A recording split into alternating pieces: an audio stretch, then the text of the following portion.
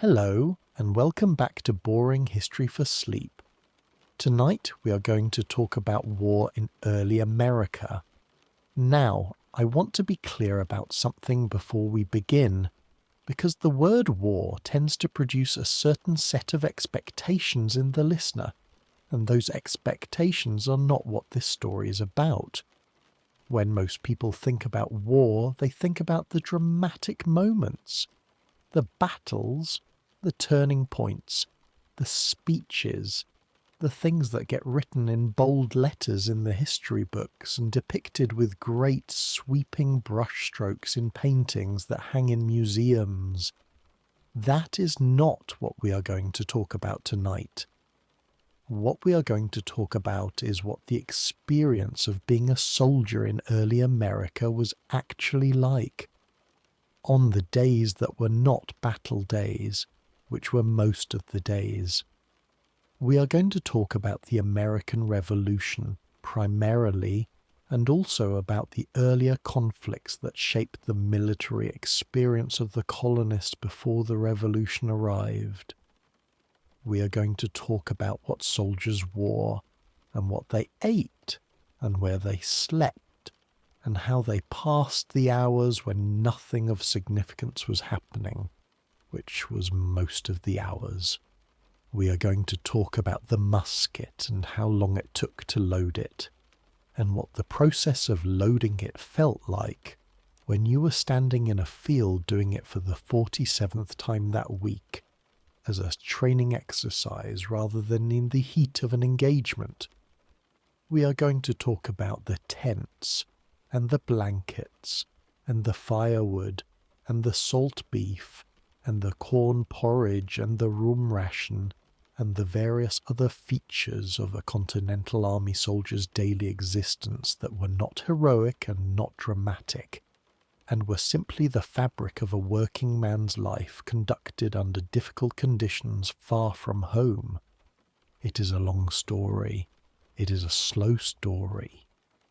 It covers a period of time from roughly the French and Indian War in the 1750s through the Revolutionary War of the 1770s and 1780s, a period of approximately 30 years, during which the people who would become Americans were learning, through difficult experience, what it meant to fight and to survive and to organize an army and to keep that army together through the cold months and the hungry months and the months when everything seemed to be going wrong.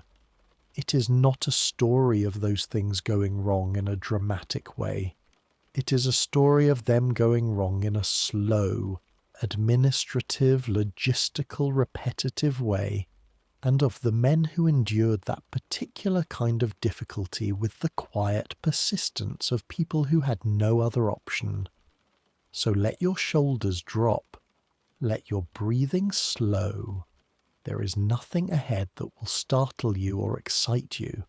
There is only the camp and the fire and the long morning of drilling in the cold field and the salt beef in the wooden bowl, and the letter being written by candlelight to someone 100 miles away. Let us begin. Part 1. The Soldiers of Early America. The soldiers who fought in the wars of early America were not professional soldiers, in the sense that the armies of the major European powers understood that term. They were not men who had chosen soldiering as a career, and who had been trained from an early age in the discipline and practice of military life. They were farmers, most of them, and craftsmen, and labourers, and tradesmen, men who had been going about the ordinary business of colonial life, when the circumstances of their time called them into military service, and who arrived in the armies of their colonies, and eventually of their new nation, bringing with them the practical skills of their civilian lives and the general absence of anything resembling formal military training. This distinction mattered enormously in the daily practical experience of military life in early America.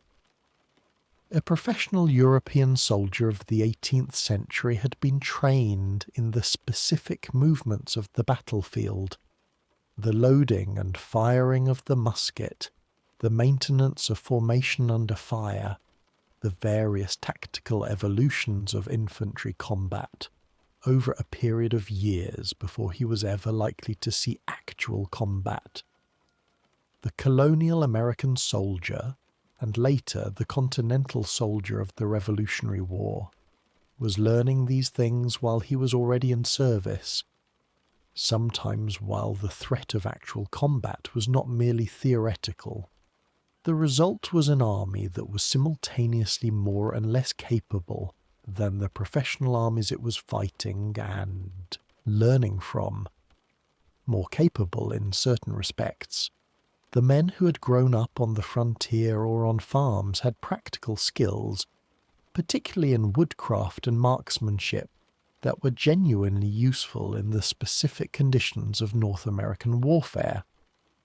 Less capable in others, the formal tactical discipline of the European battlefield, the ability to maintain a cohesive line under fire, to load and fire at the prescribed rate, to maneuver in formation across open ground. These were things that required training and practice that the American soldiers often had not received.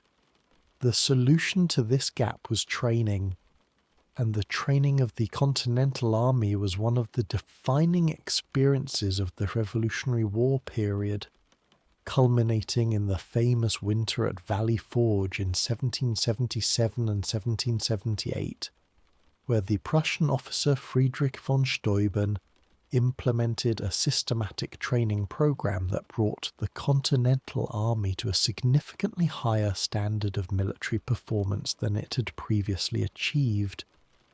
But the training at Valley Forge, and the training that preceded and followed it throughout the war, was not dramatic. It was drilling. It was the same movements practiced again and again in the cold fields around the camp, the same commands given by the same officers to the same men who had heard those commands many times before, and would hear them many more times before the training was considered complete. Before the Revolution, the military experience that shaped early American soldiers came primarily from the series of colonial wars that punctuated the period from the late 17th century through the middle of the 18th century. These were conflicts that arose from the intersection of European imperial competition and the specific conditions of the North American continent, and they produced a military tradition that was distinctly American in character, less formal than the European tradition, more oriented toward the specific conditions of forest warfare, more reliant on the individual initiative of the fighting man, and less on the rigid discipline of the parade ground. The French and Indian War, which was fought between 1754 and 1763, was the most important of these formative conflicts, both for its scale and for the way it shaped the military education of the generation that would lead the American Revolution. George Washington himself, who would command the Continental Army through the Revolutionary War, received much of his military education during the French and Indian War, serving as a young officer in the Virginia militia and learning through direct experience what it meant to organize and supply and lead men in the field under difficult conditions, which was a different kind of education from anything he could have received in a formal military school, and which served him and the country well in the years that followed. Part 2. The musket. The musket was the primary weapon of the infantry soldier in early America, and its characteristics shaped the experience of military life in ways that went far beyond the moments of actual combat. The musket was a smooth-bore firearm which distinguished it from the rifle that was also in use during this period, particularly among the frontier fighters and the specialized riflemen who served in certain units.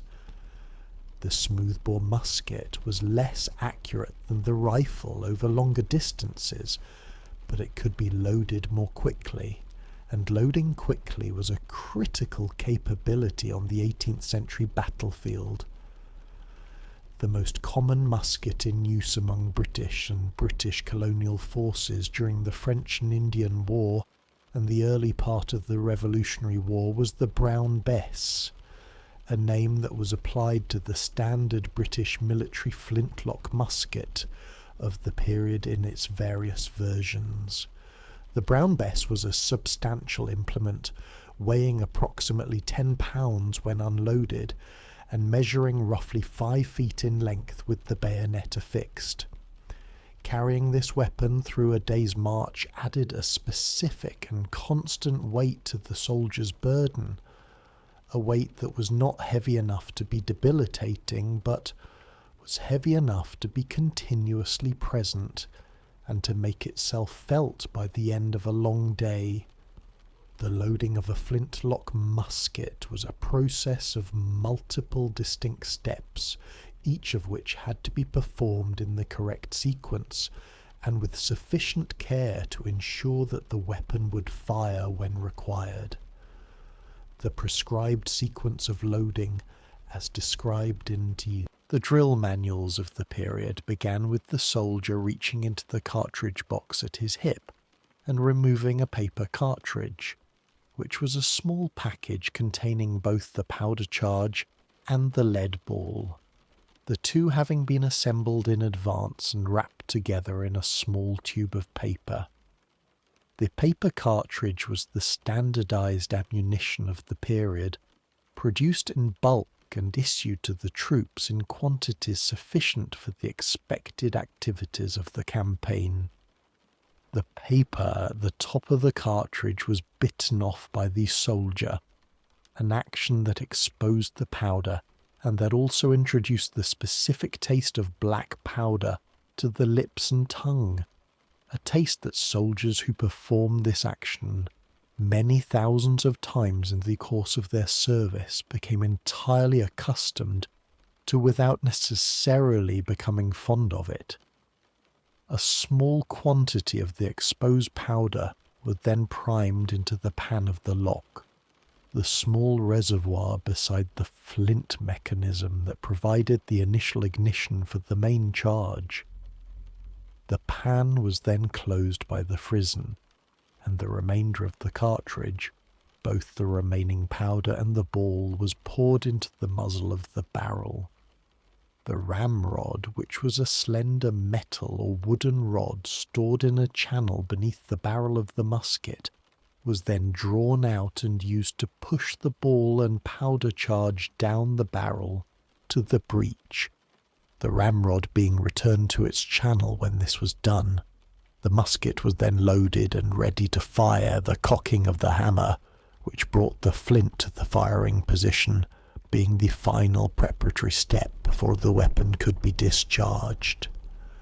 At the command to fire, the trigger was pulled, the hammer fell, the flint struck the frizzen and produced a spark.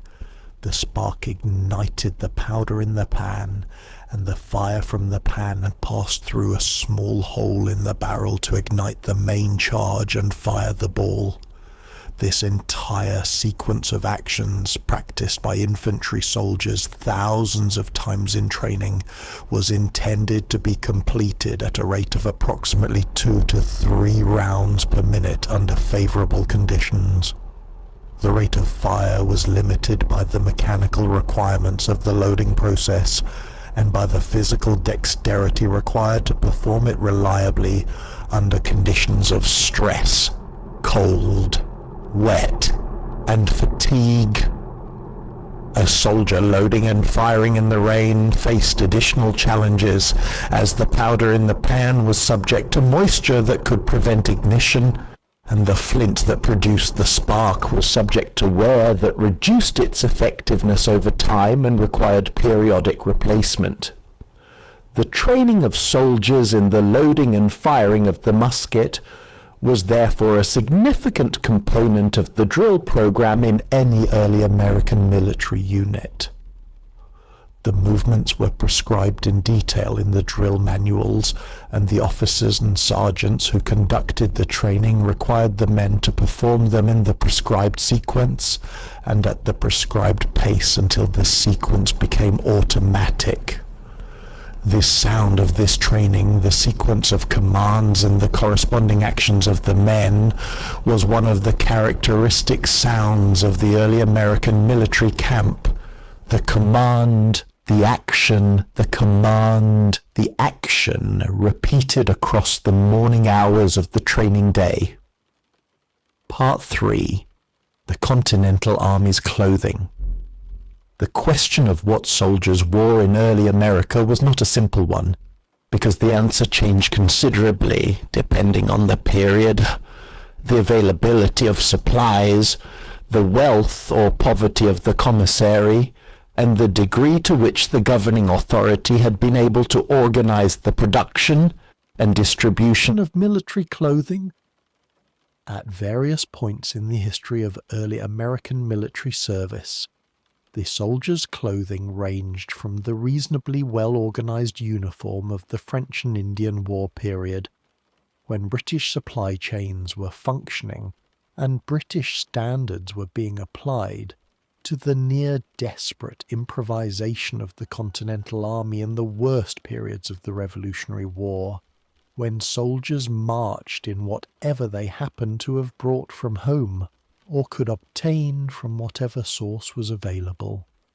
The ideal, as described in the regulations and orders of the Continental Army, was a uniform of a specific colour and cut that would identify the American soldier and distinguish him from his opponent. The Continental Army eventually settled on a blue coat as the standard uniform colour, though this standardization was not achieved quickly or completely, and throughout much of the Revolutionary War the actual uniformity of the Continental soldier's appearance was considerably less than the regulations envisioned.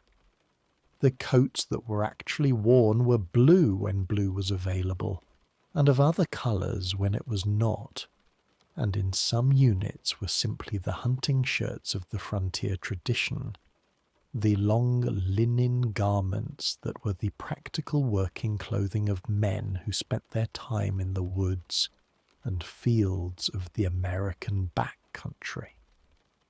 The hunting shirt was a garment that George Washington himself recommended as a uniform for the Continental soldier, partly on practical grounds and partly on psychological ones. His letter to the Continental Congress in 1776 describing the virtues of the hunting shirt noted that it was cheap to produce, easy to maintain in the field, comfortable for the active service of the campaign, and that it had the additional advantage of suggesting to the enemy the presence of riflemen who were feared for their accuracy, even when the man wearing it was not in fact a rifleman. Whether the enemy's reaction to hunting shirts was, as Washington supposed, is not entirely clear, but the practical arguments for the garment were sound, and it was worn extensively in the Continental Army throughout the war. The breeches that completed the standard lower portion of the Continental soldier's uniform were wool in cold weather and linen in warm weather, knee-length garments that fastened below the knee with small buckles. Below the breeches were wool stockings, and on the feet were shoes of the type described in the contemporary literature as common soldiers' shoes, leather brogans similar to those that any working man of the period would have worn for his daily labour. The shoes were the element of the soldier's clothing that most frequently appeared in the letters and accounts of the war as a source of difficulty. the leather wearing through under the conditions of active service faster than it could be replaced, and the supply of shoes being one of the most persistent logistical problems of the Continental Army throughout the war.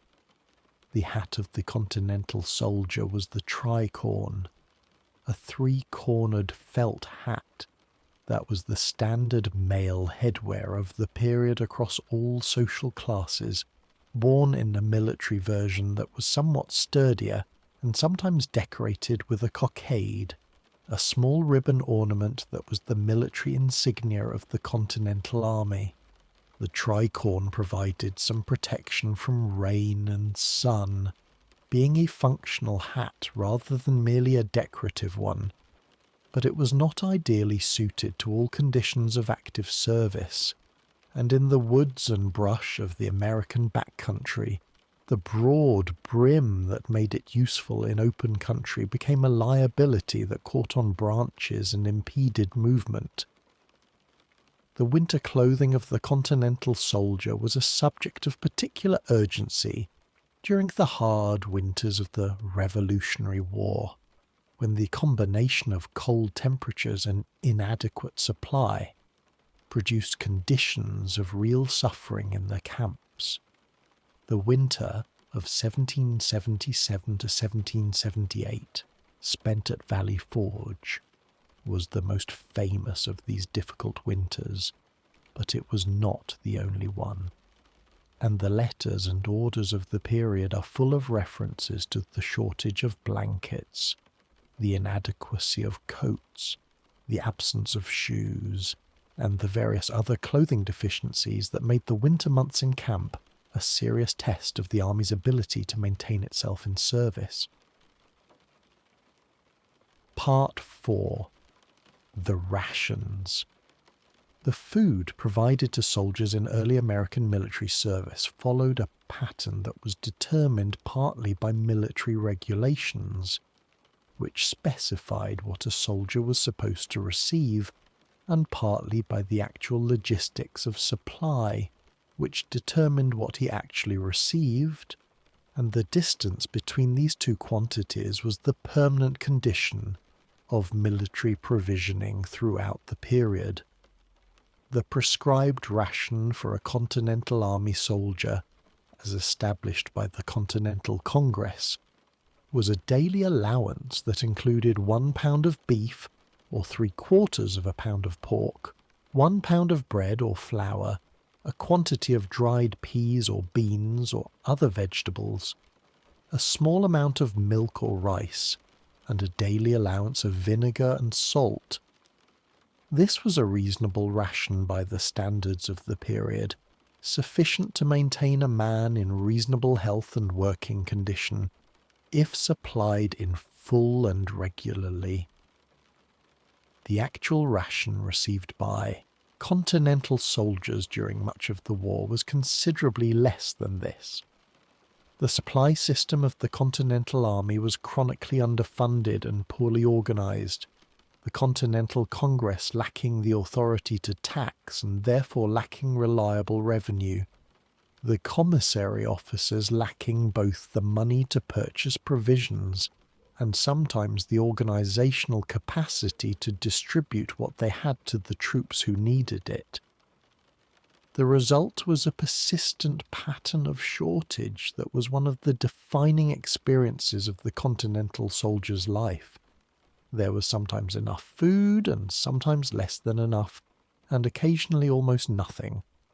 Salt beef was a primary component of the soldier's diet when meat was available, and the salt beef of the 18th century was a preserved product that had been packed in heavy brine for storage and transport, a preservation method that kept the meat from spoiling over long periods, but that gave it a specific and very salty flavour that required soaking before cooking to reduce the salt to a palatable level.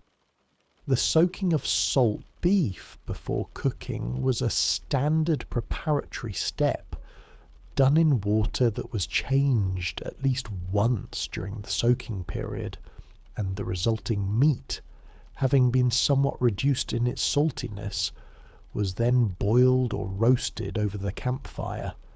Salt pork was similarly treated, and was perhaps even more common than salt beef in the rations of the early American soldier, pork being more readily available from the farms of the region and more easily preserved than beef.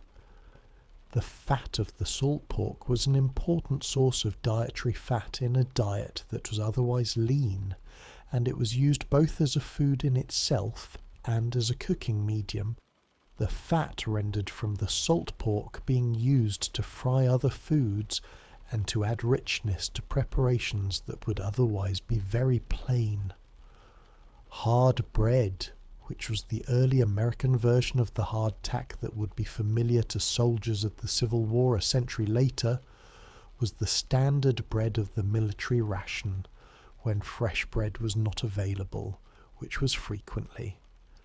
The hard bread was made from flour and water baked into a dense, dry cracker that resisted spoilage because it contained almost no moisture, and that was eaten by soaking in water or in the cooking liquid of whatever was being prepared, or by simply biting off pieces of it and chewing, which was the method that the hardness of the cracker made the most difficult. The soldiers who ate hard bread over extended periods developed a relationship with it, similar to the relationship that soldiers would always develop with their standard ration, a resigned familiarity combined with the consistent absence of any positive enthusiasm. Corn was an important component of the American soldier's diet that distinguished it from the European military ration, reflecting the fact that corn was the primary grain crop of the American colonies, and was both more available and more culturally familiar than wheat to many of the men in the armies. Cornmeal porridge, called by various names in the regional traditions of the colonies, was made by boiling cornmeal in water until it thickened, and it was eaten plain or with whatever additions were available. It was filling, relatively simple to prepare over a campfire, and widely known to the men who ate it, many of them having grown up eating it in their homes. The rum ration was a still feature of the early American soldiers' daily provisions, particularly in the colonial period and in the early years of the Revolutionary War. Rum was issued as part of the soldiers' daily allowance, a gill, which was approximately 4 fluid ounces, being the standard daily ration. The rum served multiple purposes in the military context. It was a source of calories in a diet that was often calorically insufficient. It had mild antiseptic properties when used to treat minor wounds, and it served the social purpose of providing a daily pleasure in circumstances that offered few others. Later in the Revolutionary War, as the supply chains became more difficult and the production and import of rum was disrupted, the rum ration was sometimes replaced with whiskey or with nothing, and the latter substitution was the one most consistently noted with regret in the letters and orders of the period. Part 5. The French and Indian War Camps. The French and Indian War introduced the colonial American soldier to the experience of extended military campaigning in the North American wilderness, and the camps of that conflict were the schools in which the first generation of American military experience was formed. The men who served in those camps learned what it meant to sleep in the field, to cook over open fires, to maintain equipment under conditions of rain and cold and mud, and to sustain the physical and psychological demands of long periods of service far from home. The camps of the French and Indian War were organised according to British military practice, which was the framework within which the colonial forces operated for much of the conflict. The British regular army brought with it the established patterns of European military camping, the layout of the camp in relation to the tactical position, the organisation of the soldiers by regiment and company and mess, the daily routine of roll calls and inspections and drills, and the various other formal structures of the professional military establishment that the colonial soldiers encountered for the first time when they served alongside or under British command. The colonial soldiers' reaction to these formal British military structures was mixed, and the mixture is worth noting because it contains the seeds of later American military attitudes. Some aspects of British military organisation were genuinely admired and adopted: the systematic approach to supply, the clarity of the chain of command, the specific technical knowledge of artillery and engineering that the British officers possessed. Other aspects were less readily accepted. The rigid class-based social structure of the British officer corps, the disciplinary practices that seemed excessive to men who came from a culture of greater personal autonomy, and the condescension with which some British officers treated the colonial troops, an attitude that was noted and resented. George Washington's experience during the French and Indian War illustrated this tension with particular clarity. Washington, who commanded the Virginia Regiment, and who was eager for the recognition that service with the British regular army could provide, found himself repeatedly encountering the limits that the British military hierarchy placed on colonial officers. He was refused a regular commission in the British Army. His Virginia regiment was given lower status than regular British units, and he and his men were expected to defer to British regulars of lower rank simply because of the distinction between colonial and regular forces. These experiences shaped Washington's understanding of military organization and his understanding of the relationship between the colonies and the mother country in ways that were still influencing his thinking 20 years later when he commanded the Continental Army. The physical experience of the French and Indian war camps was one of extraordinary variety, from the garrison duty of established forts to the expeditionary warfare of the wilderness campaigns that took armies through hundreds of miles of forest and swamp. The men who served in the wilderness campaigns learned skills that were entirely different from the skills of the European battlefield.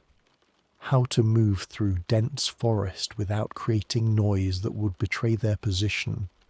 How to build temporary shelters from the materials of the forest. How to find water and food in the wilderness, and how to maintain combat effectiveness in an environment where the conventional formations of European infantry warfare were largely useless. The fort was the primary fixed base of operations in the French and Indian War, and the experience of fort life was a significant part of the military experience of the colonial soldier. The forts of the period were simple structures by later standards, earthwork or wooden palisade enclosures that provided a defensible position and a protected base for the supplies and the garrison. Life inside a fort during a period of active campaigning in the region was a life of watchfulness and routine, the sentries on the walls maintaining their watches, the men in the barracks attending to their equipment and their duties, the officers organising the patrols and the supply parties that were the daily operational business of the fort. Part 6. The March. The march was the fundamental activity of the early American soldiers' military life, the means by which the army moved from one place to another, and the experience of the march shaped the soldiers' daily existence in ways that were pervasive and cumulative. A man who marched 20 miles in a day carrying his equipment and his weapon arrived at the end of that day in a state of physical fatigue that was the specific fatigue of sustained walking under load, different from the fatigue of other physical work and characterized by its concentration in the legs and feet and lower back. The rate of march for an infantry force of the 18th century was roughly 2 to 3 miles per hour on a good road in good weather, which produced a daily march of 15 to 20 miles in the 8 to 10 hours that a full day of marching occupied. On difficult ground in heavy forest or swamp, the rate was much slower, and a day's effort might produce only a few miles of progress. In wet weather, the roads that were barely roads in dry conditions became worse, the packed earth dissolving into mud that clung to the feet and made each step more effortful than the last. The road on which the Continental Army marched was, in most cases, a dirt road that had been formed by the passage of wagons and animals over ground that had not been engineered for the purpose. The roads of 18th century America were not the paved, graded, maintained roads of the 20th century. They were tracks through the landscape that followed the easiest available path, crossing streams at fords rather than bridges, passing through forests that closed in on either side, and responding to the weather in the way that unprepared ground always responds to weather, by becoming muddy in the rain and dusty in the drought and rutted in the freeze and thaw of the winter and spring. The soldier's experience of marching on these roads was the experience of the road underfoot at every step, and the condition of the road was the condition of the march. A hard, dry, well-packed road surface made for relatively comfortable marching, the feet finding solid purchase, and the effort being no more than the effort of walking under load, which was enough but not more than could be sustained for the required duration. A muddy road made for difficult marching, the feet sinking into the surface with each step and requiring effort to extract, the accumulated effort being significantly greater than on a firm surface, and the progress slower despite the greater exertion. The formation in which the Continental Army marched was the column, the regiment or the detachment moving in a column of files along the road, each man following the man ahead of him with a prescribed interval that kept the column compact enough to manage on a narrow road, without being so compact that the rear of the column was constantly stopping, while the front negotiated an obstacle. The officer commanding the march rode at the front of the column and set the pace, and the regulation pace of the Continental Army march was specified in the drill manual as a certain number of steps per minute, a specification that was difficult to maintain with perfect precision, but that established a general standard.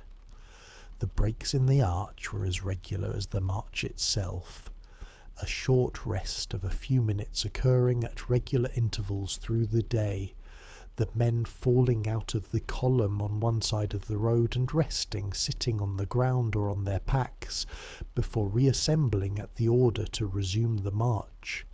The longer halt at midday provided an opportunity to eat the midday meal, such as it was, and to rest the feet for a more substantial period.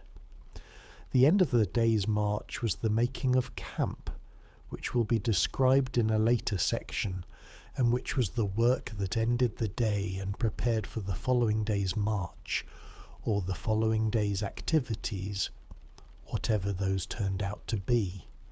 The baggage that accompanied the Continental Army on the march was a source of persistent difficulty for the commanders of the army, who were simultaneously aware that the men needed certain minimum supplies to function, and aware that the wagons carrying those supplies slowed the column and complicated the march. The tension between the need for supplies and the need for mobility was a tactical and logistical problem that the officers of the Continental Army addressed with varying degrees of success, and the orders restricting the amount of personal baggage that officers could bring on campaign, and the regulations specifying the correct ratio of wagons to men were a recurring feature of the documentary record of the war. Part 7. The Winter Encampments. The winters of the Revolutionary War required the Continental Army to establish encampments that would house and sustain their force through the months when active campaigning was not practical, and the winter encampments of the Revolution were among the most defining experiences of the war for the men who endured them. The most famous of these encampments was at Valley Forge, but the army wintered at multiple locations throughout the war, and the experience of wintering in camp was a recurring feature of the soldier's military life. The selection of a winter encampment site was made by the commanding general and his staff, and the factors considered in the selection were similar across all the winter encampments: proximity to a source of fresh water, availability of timber for fuel and construction, a defensible position that could be maintained with a garrison reduced by the detachments and illnesses of the winter months, and proximity to the roads that would be needed for supply during the winter, and for rapid movement when operations resumed in the spring. Once the site was selected, the construction of the winter quarters began, and the construction was done by the soldiers themselves, using the tools and materials available. At Valley Forge, General Washington issued specific orders for the construction of the log huts that would house the army through the winter. The orders specifying the dimensions of the huts: 14 feet by 16 feet for common soldiers, larger for officers, the method of construction, and the arrangement of the huts in the camp layout. These specifications were practical rather than comfortable, designed to produce structures that could be built quickly from available materials and that would provide the minimum adequate shelter for the men who lived in them. The building of log huts was labour that most of the men in the Continental Army had some experience with, coming as they did from a society in which the construction of simple log structures was a standard part of rural life. The logs were cut from the surrounding forest, the same forest that provided the fuel for the campfires, and the cutting and hauling and notching and stacking of the logs was work that was physically demanding but familiar. A team of 4 men working together could raise the walls of a hut in a few days, and the roofing and daubing of the gaps between the logs and the construction of the fireplace and chimney added further days of labour before the hut was habitable. The habitable condition of the Valley Forge huts was, by the standard of civilian housing of the period, fairly minimal. The walls were log, the roof was split shingles or split boards laid over a ridgepole. The floor was earth, and the fireplace was built of whatever stone or clay was available, the latter being used to seal the gaps in a chimney that was sometimes no more than a barrel with its ends knocked out, stacked above the fireplace opening. The fire in this fireplace was the source of all heat in the hut, and the management of the fire was accordingly important, the fire needing to be maintained at a level that kept the interior temperature tolerable without consuming so much of the limited fuel supply that the supply ran out before the winter was over.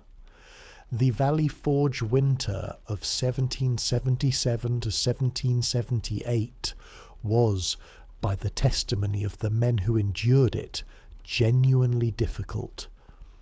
Washington himself wrote letters to the Continental Congress describing the state of the army in terms that were intended to communicate urgency. The men were without adequate clothing, without adequate food, without adequate shoes. The famous image of barefoot soldiers leaving bloody footprints in the snow at Valley Forge, while possibly somewhat exaggerated in its most dramatic tellings, was grounded in a real condition.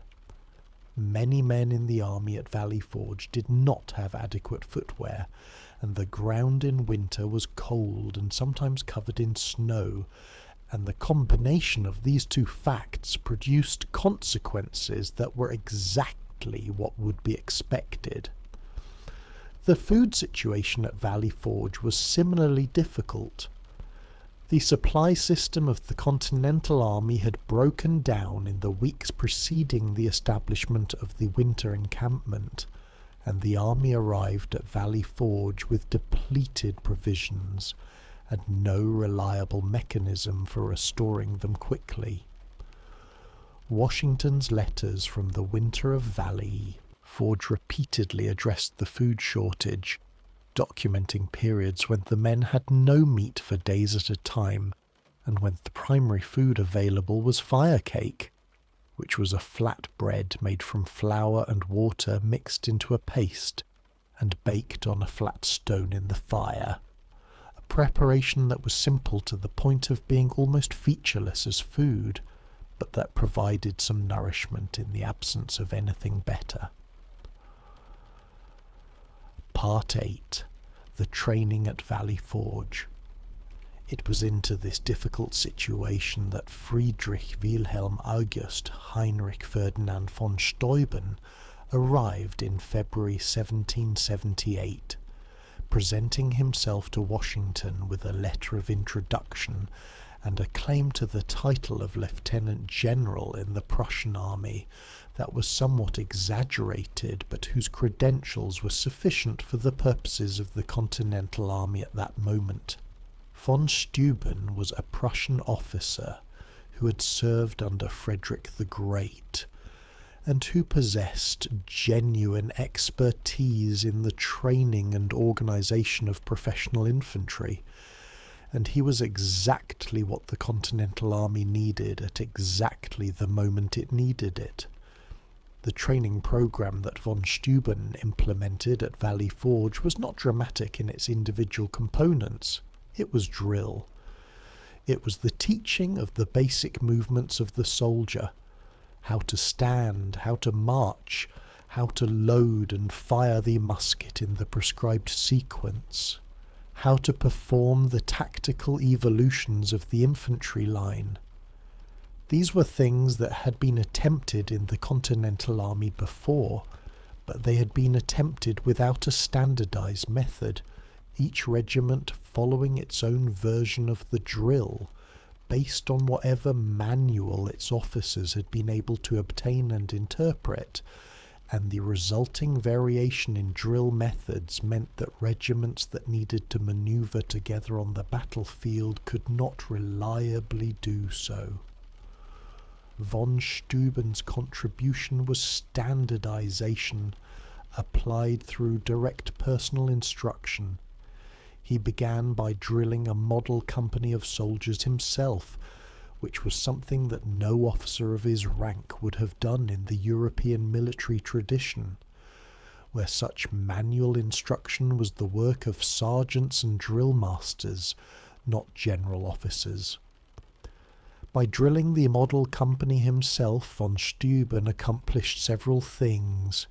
He demonstrated the specific movements he was trying to teach in a way that communicated them more clearly than any written description could. He established the standard that was to be achieved, and he provided a model of the desired outcome that the men of the model company could carry back to their own regiments and use to train their fellow soldiers. The morning drill at Valley Forge, conducted through the weeks of February and March as the winter gradually retreated, was the sound of this training program.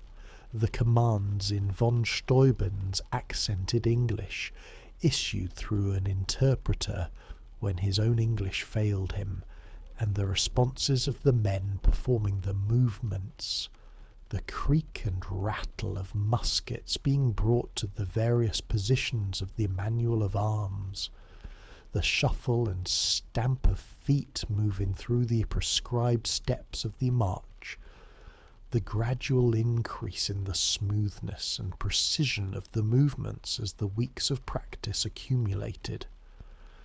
The men who underwent this training were not enthusiastic about it in any simple way, because drill is drill, and drill is not enthusiastic work.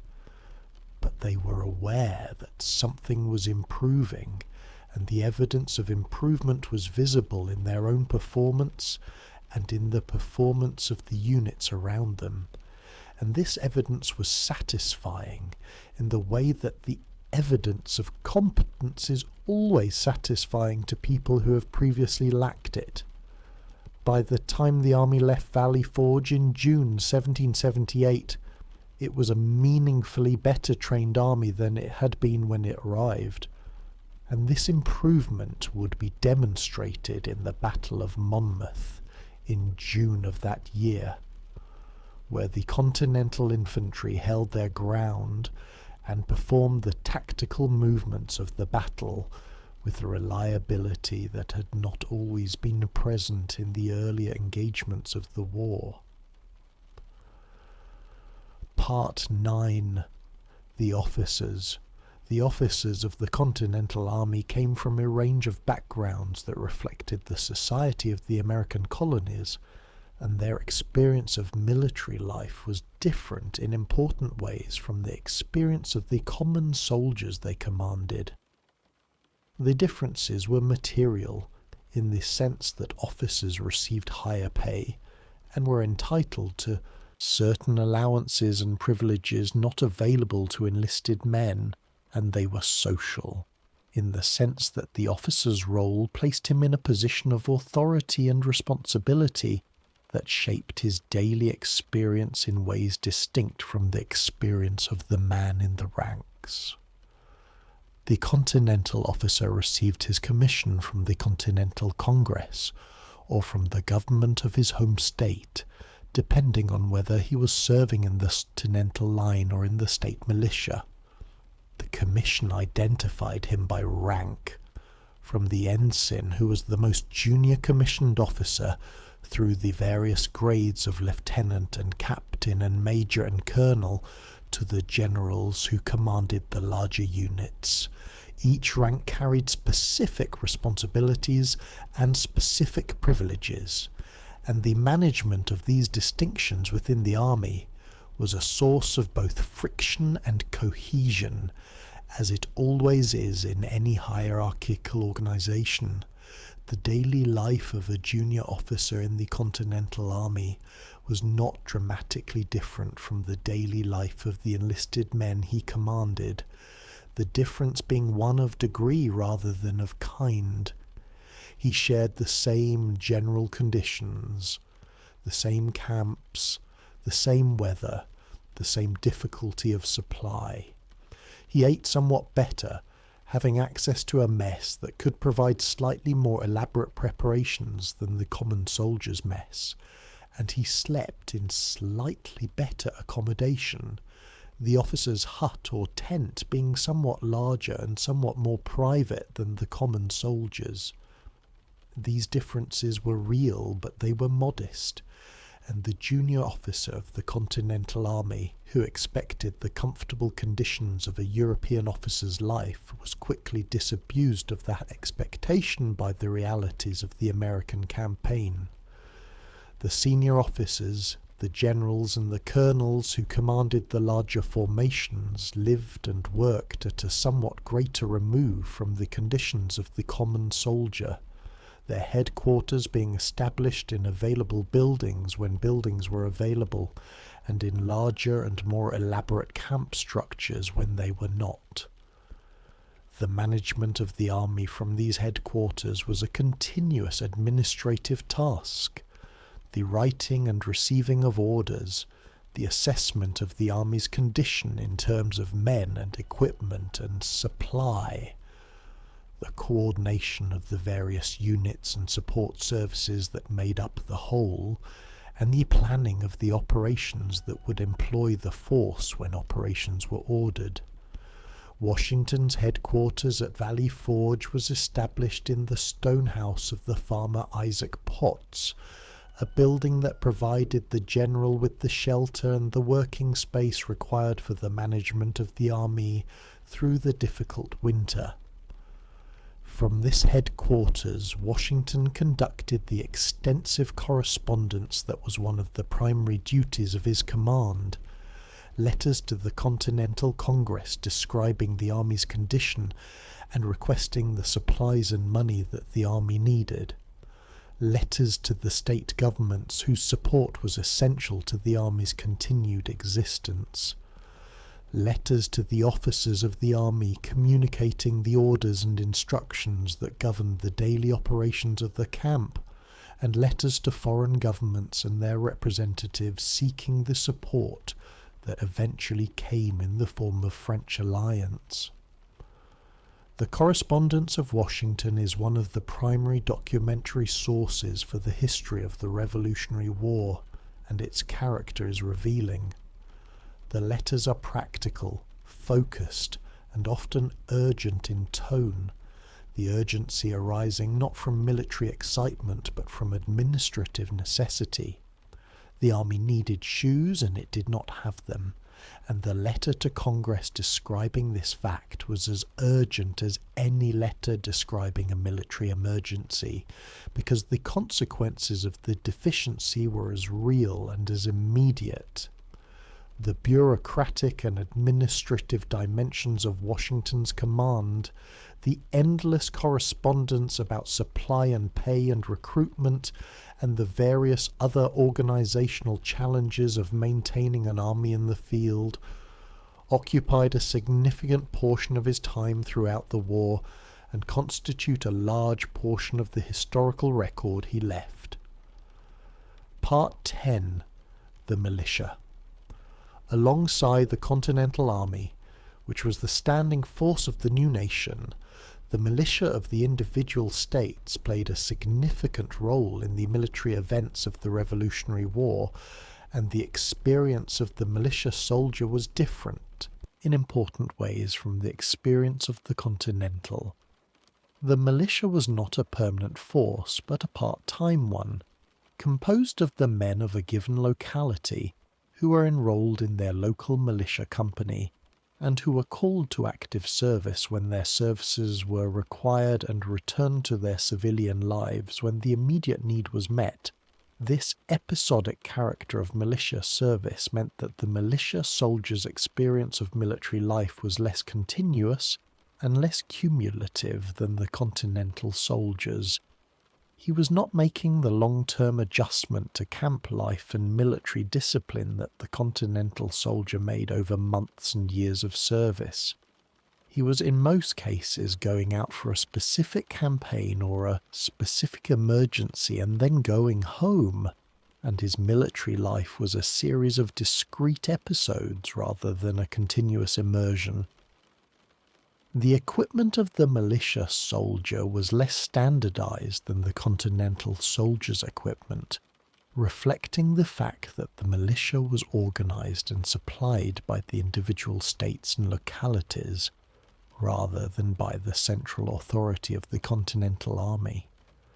The militia soldier was often expected to provide his own weapon, and the weapons that appeared in the militia accordingly reflected the diversity of what was available in the communities from which the militia was drawn. the Brown Bess musket that was the standard of the Continental Army, but also hunting rifles of the frontier tradition, fowling pieces that were intended for birds rather than soldiers, and occasionally weapons of more antique provenance that were still serviceable. The relationship between the Continental Army and the militia was one of the recurring tensions of the Revolutionary War, and Washington's views on the militia were mixed. He recognized its value in certain kinds of operations, harassment, disruption of British supply lines, the defence of local areas that the Continental Army could not always be present to defend.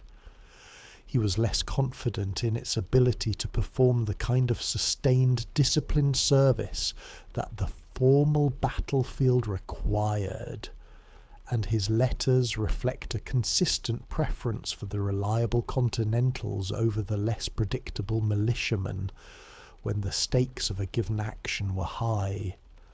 The militia soldier's daily experience of military service when he was in service was similar in its physical particulars to the Continental soldier's experience: the march, the camp, the food, the weather. What was different was the psychological frame of the experience, the knowledge that it was temporary, that home was available when the service was over, that the commitment being made was specific and limited rather than open-ended. This made the militia soldier's acceptance of the hardships of service different from the Continentals, neither necessarily better nor worse, but different, the character of endurance being shaped by its anticipated duration. Part 11. The loyalty and desertion. The Continental Army throughout the Revolutionary War faced a persistent problem with desertion, which was soldiers leaving the army without authorization and returning to their homes or otherwise absenting themselves from military service. Desertion was not a phenomenon of cowardice or disloyalty in any simple sense, though it was officially treated as such in military law, which prescribed severe penalties for deserters who were caught and returned. It was more accurately a phenomenon of the specific pressures that the Continental soldier endured: the long separation from family and home, the inadequacy of pay and supply, the physical hardships of the camp, and the fundamental question of whether a man who had enlisted for a specific term was obligated to continue serving when that term expired. The enlistment terms of the Continental Army were a source of persistent difficulty throughout the war. In the early years, many soldiers had enlisted for short terms of 1 year or even less, and when those terms expired, the men who had served them considered themselves free to go home, regardless of the operational situation of the army. Washington repeatedly urged the Continental Congress to authorize longer enlistment terms and to create incentives sufficient to keep men in the army beyond their initial enlistments, and the gradual movement toward longer-term enlistments was one of the organizational improvements that made the Continental Army more capable in the later years of the war than it had been in the earlier ones. The man who left the army to go home was not, in most cases, acting from a desire to avoid all military service. He was acting from the specific combination of factors that made continued service at a particular moment intolerable: the farm that needed to be tended, the family that needed to be provided for, the simple exhaustion of months of difficult service, and the expiration of the specific term he had agreed to serve. The letters of Continental soldiers reflect all of these factors: the men writing home about their desire to return, their concern for their families, their sense that they had done their part and that the turn of others had come. The officers of the Continental Army understood the causes of desertion, but were not always able to address them effectively, the fundamental causes being beyond the control of any individual officer: the poverty of the Continental Congress, the difficulty of supply, the hardness of the service. What they could do was enforce the regulations against desertion when deserters were caught, which happened with some regularity since many deserters went home to communities that were known to the authorities, and the punishment of deserters was a periodic feature of the camp routine, the formal military justice system of the army addressing the cases that came before it with the prescribed penalties. Part 12. The medical conditions.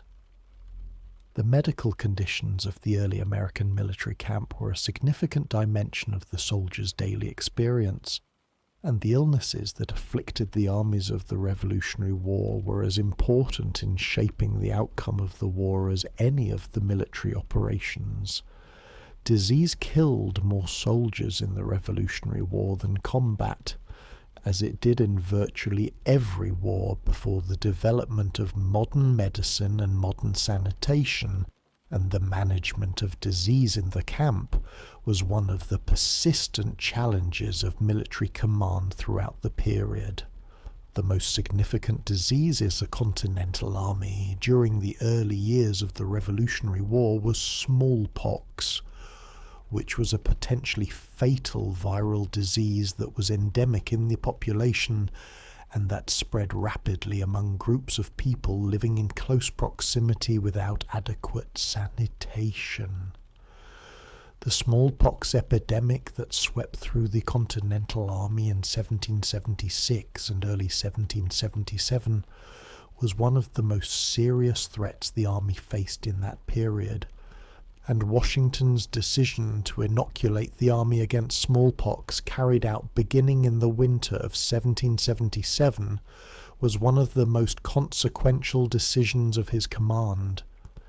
The inoculation against smallpox that Washington ordered was not the vaccination of the modern era, which uses a weakened or killed form of the pathogen to stimulate immunity. It was variolation, a procedure that involved deliberately infecting the patient with material taken from a mild case of smallpox, in the expectation that the resulting illness would be less severe than a naturally contracted case and would produce immunity against future infection. The procedure was controversial and not without risk. Some patients who were inoculated developed severe cases of the disease, and in rare cases the procedure was fatal. But the evidence from the experience of those who had undergone it was that inoculation provided substantial protection, and Washington's calculation was that the risk of the procedure was less than the risk of an uncontrolled epidemic in the army. The procedure of inoculation itself was conducted in the camp hospitals, the men receiving the inoculation being quarantined while their illness developed and resolved over a period of approximately 3 weeks. The experience of the inoculation, by the accounts of men who underwent it, was the experience of a mild illness, fever, the development of smallpox lesions that were less numerous and less severe than in a natural infection, and then the gradual recovery that left the patient immune. The 3 weeks of quarantine and illness were weeks removed from the regular duties of the army, and the men who underwent inoculation spent them in the hospital tents or huts that were designated for this purpose, being cared for by the surgeons and nurses of the military medical establishment. Beyond smallpox, the common illnesses of the Continental Army camp were those that afflict any large group of people living together without adequate sanitation. Dysentery, typhoid fever, and various other intestinal ailments that spread through contaminated water and food. The management of human waste in the camp was specified in military regulations, which required the digging of latrines at specified distances from the living areas and the regular covering of waste in the latrines with earth. But the regulations were not always followed with sufficient consistency to prevent the contamination that occurred when latrines were placed too close to water sources or when waste was not adequately managed. The military surgeon of the Continental Army was a physician who had been trained in the medical knowledge of the 18th century, which was genuinely different from modern medicine in its theoretical basis and in many of its practical methods. The 18th century physician understood disease through the framework of humoral medicine, which attributed illness to imbalances in the four humours of the body, and the treatments he employed reflected this understanding.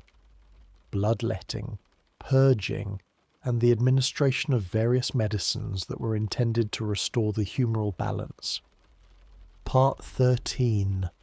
The Chaplains and the Religious Life. The religious life of the early American military camp was organized around the chaplain, who occupied a position in the army that was simultaneously military and ecclesiastical.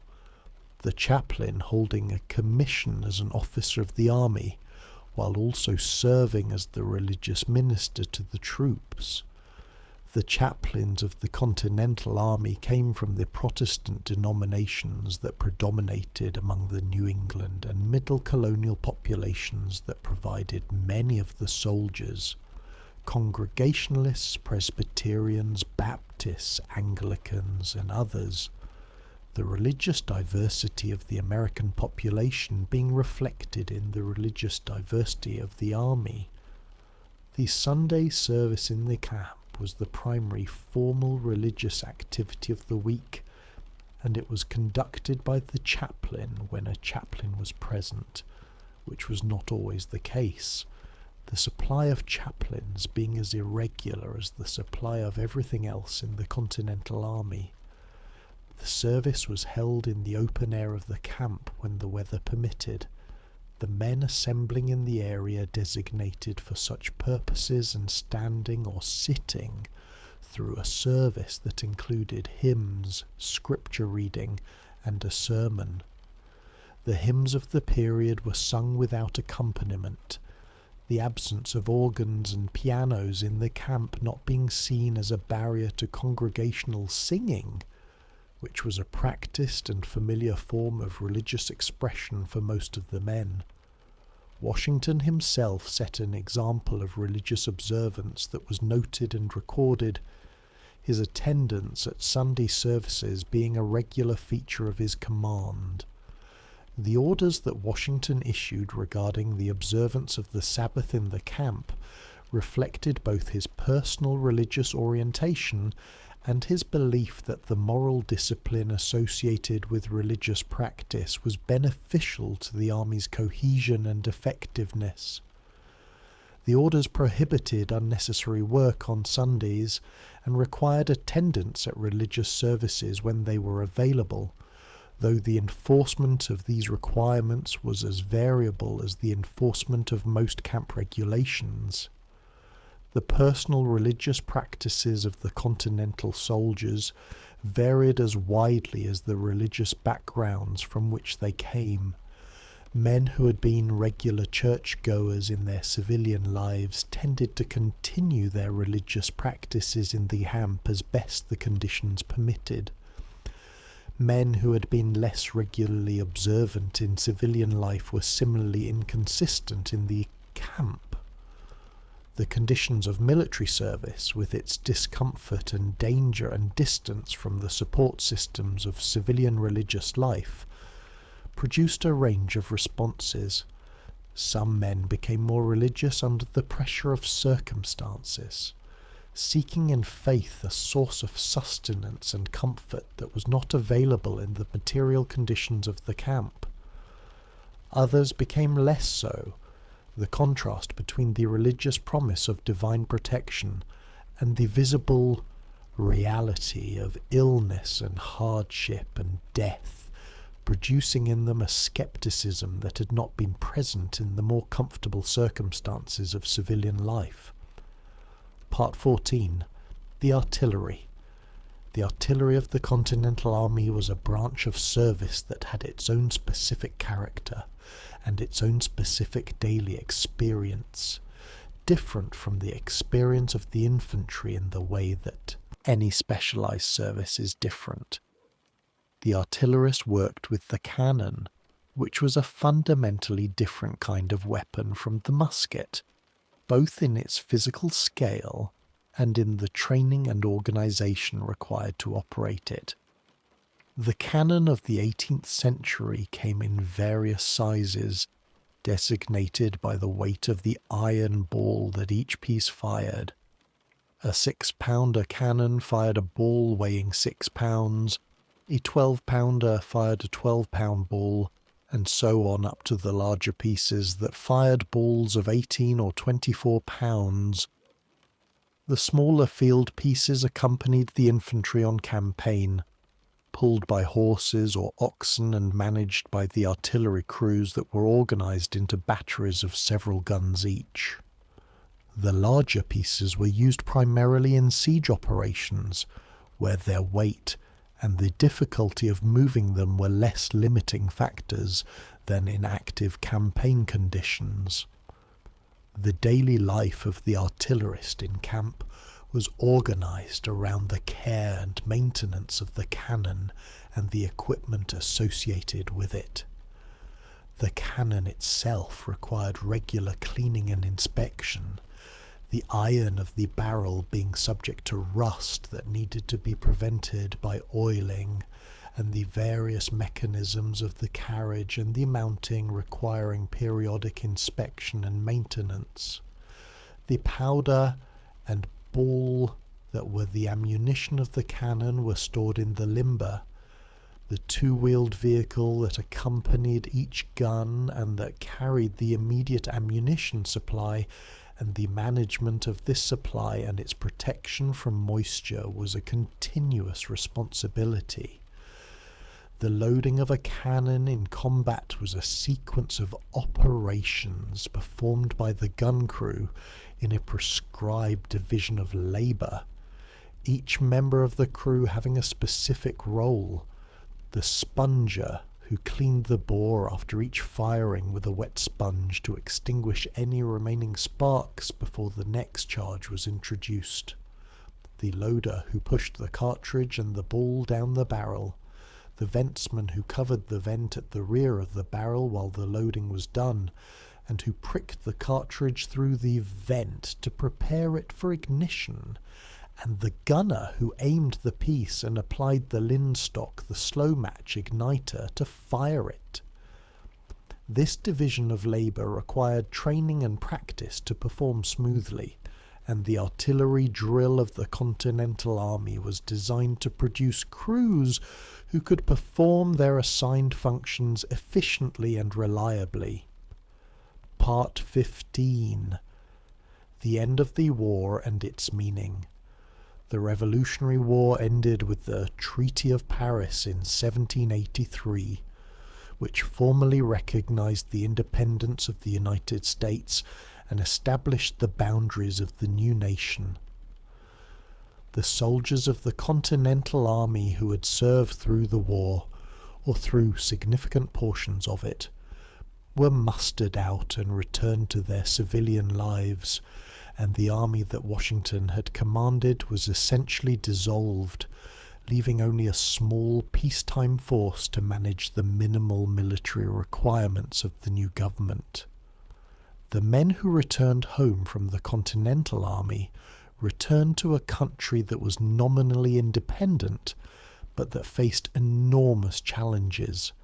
The debts accumulated during the war, the disputes between the states and the weak central government of the Articles of Confederation, the question of the Western lands and their settlement, and the various other problems of a new nation establishing itself In a world dominated by established European powers, the veterans of the Continental Army brought back with them the experience they had accumulated, the practical knowledge of what it meant to organize and sustain a military force in the field, and for some of them this experience became relevant again in later years when the new nation faced military challenges that required its application. The daily experience of the war, the morning roll call, and the afternoon drill, and the evening by the fire, and the letter written by candlelight, faded from the foreground of the veterans' lives as the years passed, and the demands of civilian existence reasserted themselves. The farm needed tending, the trade needed to be resumed, the family needed to be provided for. The specific texture of the camp, the smell of the wood smoke and the sound of the drum and the weight of the musket on the shoulder became memory, and then became the kind of memory that is present but not prominent, available when called upon but not constantly in the foreground. Some veterans wrote about their experiences in memoirs and in the applications for pensions that were required by the Pension Acts passed in the early 19th century. And these accounts are amongst the primary sources for what the experience of the Revolutionary War soldier was actually like. They are, in their character, similar to the letters written during the war, practical, specific, oriented toward the concrete facts of experience rather than the abstract significance of events. A veteran applying for a pension described where he had served and for how long and what he had done, and the description was the description of a working man accounting for his work. The marches, the camps, the service, the discharge, the heroism and the sacrifice were present in the facts rather than in any attempt at eloquent description, because the men who had done these things did not usually describe them as heroism, but as simply what they had done, which was, in the end, what it was. The men of the Continental Army had done what needed to be done, in the circumstances that existed, with the resources available for as long as the doing required. They had woken up in the morning and made their coffee and eaten their salt beef and their hard bread and drilled in the cold field and written their letters home and served their guard duty and marched when the march was ordered and stopped when the stop was ordered, and built their huts in the winter and struck their camps in the spring. They had done the ordinary work of military life, day after day, for the years that the war lasted, and the country they had done it for was still here, afterward, which was enough, which was, in fact, exactly enough. Part 16. The daily routine in detail. The daily routine of the early American soldier in his camp followed a pattern that had the same general shape regardless of the specific location or the specific year, because the pattern was determined by the requirements of military life that were constant. The men needed to be organized and accounted for. They needed to be trained. They needed to be fed. And they needed to be employed in the work of the camp when they were not being trained or doing other duties. The morning began before sunrise with the beat of the drum, which was the morning call that woke the men and brought them out of their tents or huts for the first assembly of the day. The men dressed, which in most cases meant pulling on the clothes they had been sleeping in, and formed up in the company street for the morning roll call, the sergeant calling each name from the company book and marking the response. The men who were present responded, and the men who were absent were noted, and the roll call book was taken to the company commander, who reviewed it and reported up the chain of command. After roll call, the men returned to their quarters for the preparation and consumption of breakfast, which was done at the mess level. The small group of 6 to 8 men who cooked and ate together, managing their own food with whatever provisions had been issued to them. The fire was built or rebuilt from the coals of the previous night. The pot was set on, and the morning meal was prepared. In camps where rations were adequate, this might be a porridge of cornmeal or a stew of salt pork with whatever vegetables were available. In camps where rations were short, it might be fire cake, the simple unleavened flat bread made from flour and water, eaten with nothing or with a small amount of the salt that was usually available, even when other things were not. The morning drill occupied the hours from mid-morning to noon, the companies assembling on the parade ground or the open field designated for drill and going through the prescribed exercises.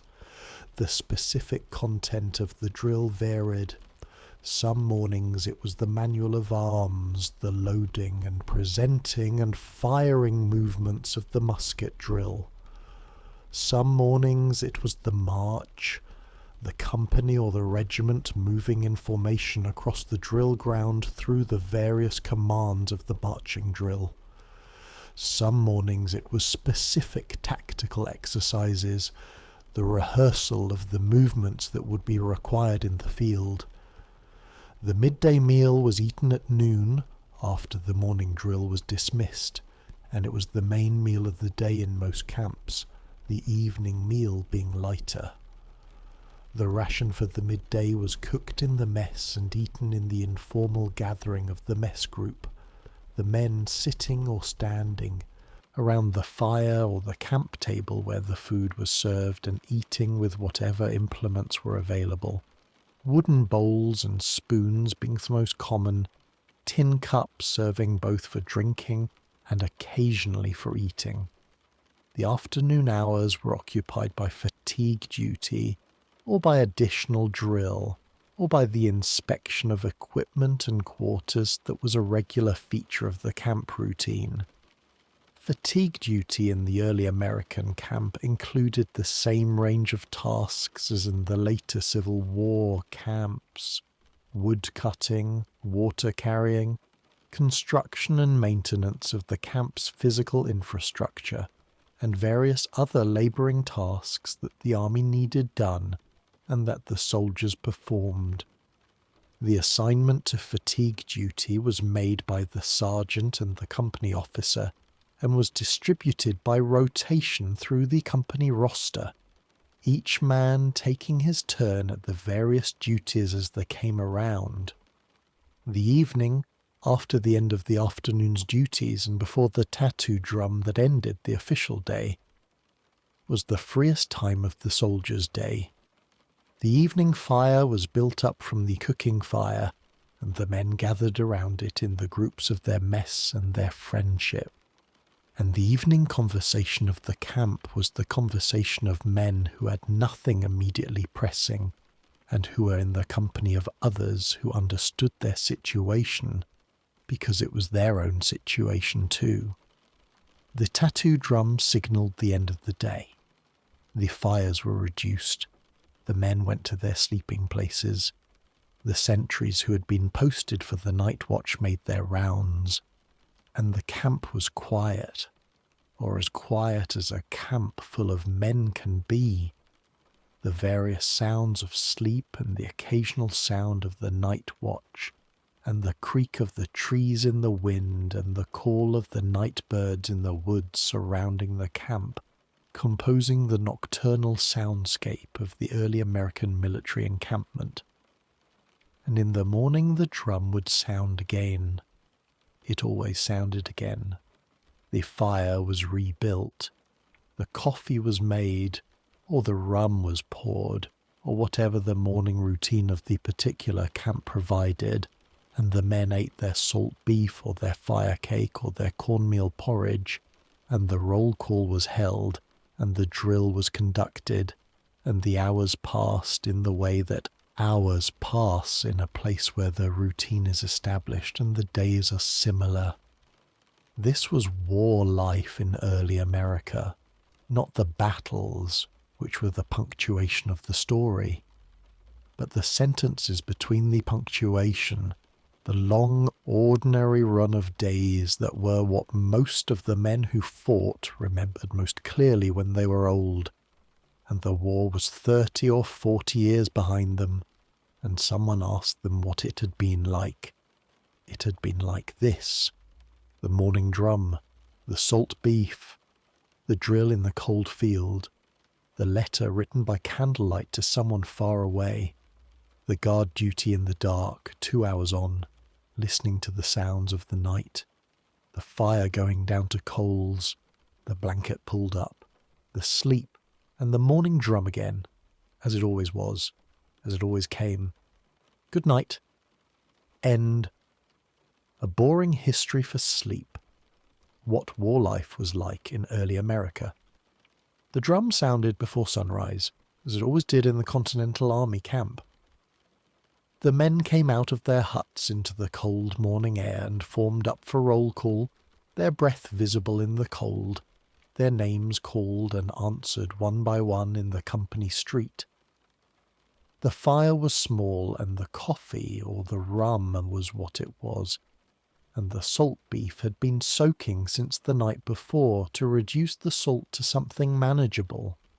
The morning drill was the manual of arms, the same loading movements practiced in the same sequence for the 47th time, the musket coming to the shoulder and coming down, and the cartridge being bitten, and the powder primed into the pan, and the ball rammed home with the ramrod, one step following another in the order prescribed. The afternoon was fatigue duty.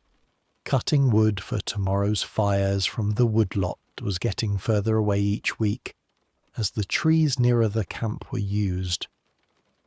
The letter was written in the evening by the light of the fire, describing the camp and the weather and the state of the rations, because those were the things there were to describe, and they were real, and they were what the person at home wanted to know about.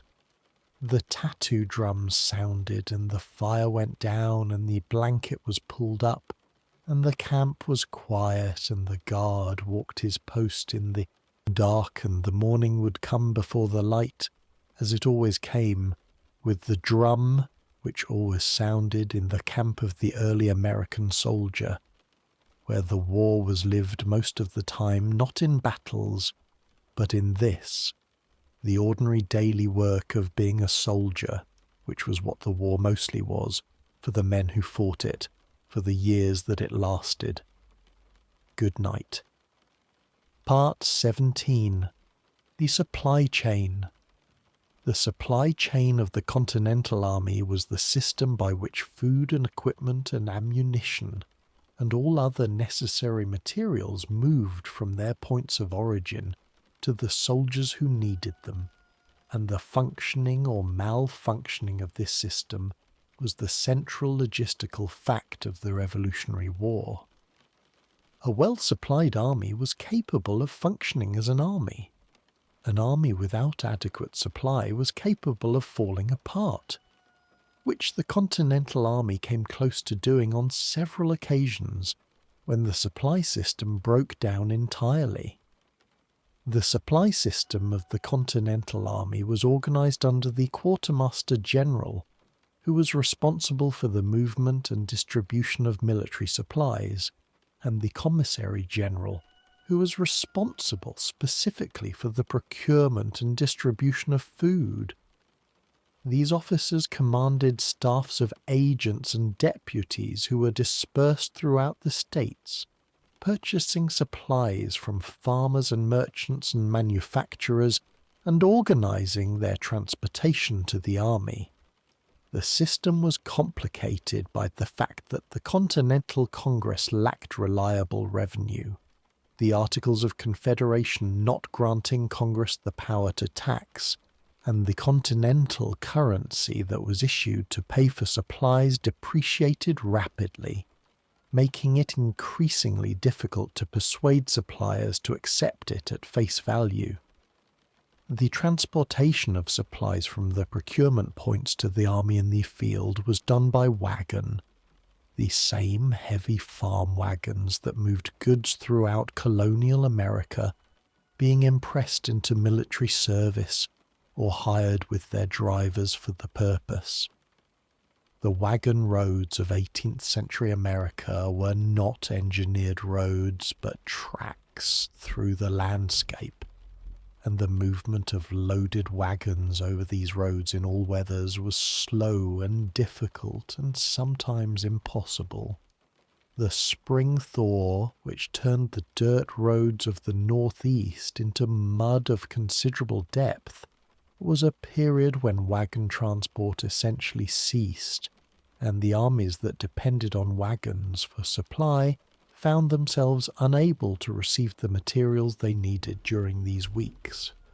The Quartermaster General's responsibility also extended to the shelter of the army, which meant the procurement and distribution of tents and the materials for the construction of winter quarters. The shortage of tents that afflicted the Continental Army at various points in the war meant that men who were supposed to have shelter did not have it, and the letters and orders of the period documenting these shortages have a quality of increasingly urgent repetition, the same request going up the chain of command again and again as the situation failed to improve. Nathaniel Greene, who served as Quartermaster General of the Continental Army from 1778 to 1780, was one of the people most responsible for improving the functioning of the supply system during the middle years of the war. Greene, who was one of Washington's most capable generals and who would later command the Southern Army, brought to the role of Quartermaster General the same practical intelligence and organizational capacity that made him effective as a field commander, and the improvement in the Army's supply situation during his tenure in the role was a significant contribution to the Army's overall effectiveness. Part 18. The Weapons Beyond the Musket.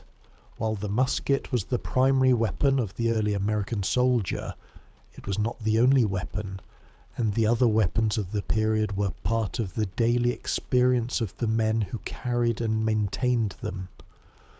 The bayonet was the edged weapon attached to the musket, a triangular blade of iron that locked onto the end of the barrel and transformed the firearm into a pike for close combat. The bayonet was an important weapon in the infantry tactics of the 18th century, the charge with fixed bayonets being a standard tactical maneuver intended to close with and drive off an enemy who had been weakened by musket fire. The training in bayonet use was part of the drill program, the men practicing the prescribed movements of the attack and the defence with bayonets fixed on their muskets. The maintenance of the bayonet was part of the soldier's routine, the blade needing to be kept free of rust, and the locking mechanism kept clean and functional. A bayonet that had rusted in its scabbard and could not be quickly fixed to the musket was a useless item at the moment it was needed, and the inspection of bayonets was a regular part of the equipment inspection that officers conducted.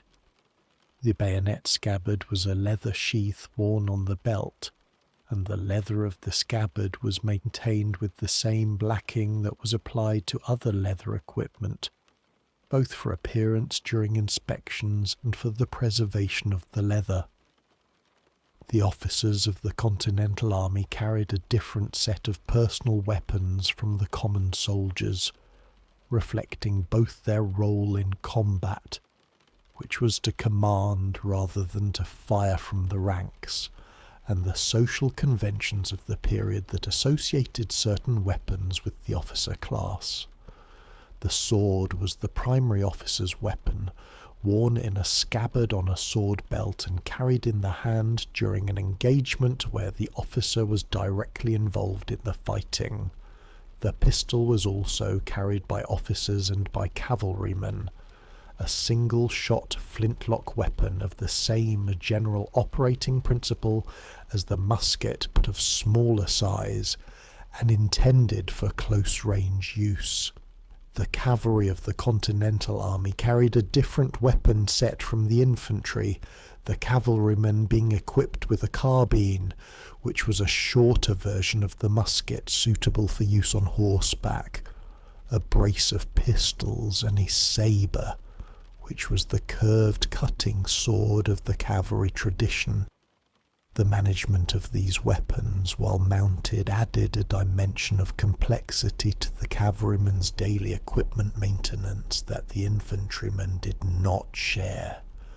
The weapons needing to be secured in their scabbards and holsters during the march and accessible during the engagement, and the horse itself being an additional piece of equipment requiring daily care.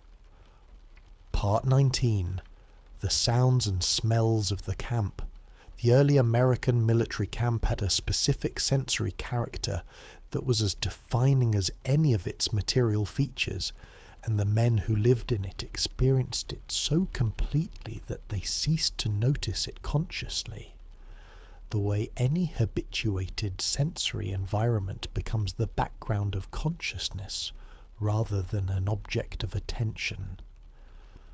The sounds of the camp began before the drum in the very early morning hours when the camp was still officially at rest. The sentries on their posts moved and occasionally called out. The horses and other animals in the animal line stirred with the first lightening of the sky. The fire in one of the cooking pits caught and crackled as the morning's fuel was added. And then the drum, which was not part of the background but was the signal that the background was over and the day was beginning.